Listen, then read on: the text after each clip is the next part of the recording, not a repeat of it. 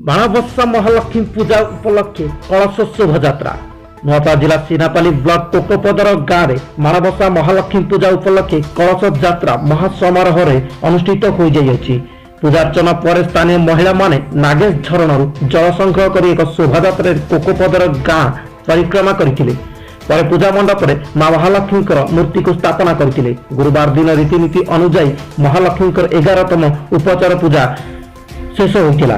ए वर्ष मुख्यकर्ता भाव गोराकट तांकर पत्नी रामेकटा कार्यनिर्वाह करुथिया बेले पूजक भाव युधिष्ठिर दास रही। मां महालक्ष्मी पूजा कमिटी गजेन्द्र बाग, अरिरंजन जोशी, दुर्योधन कटा, ऋषिराम बाग, दीनबंधु बाग आदि गाँव भद्र व्यक्ति बुद्धिजीवी सामिल हो कलश यात्रा को समापन करते। नुआपड़ा जिला सीनापाली निरापक मेहर रिपोर्ट एटीवी ओडिया।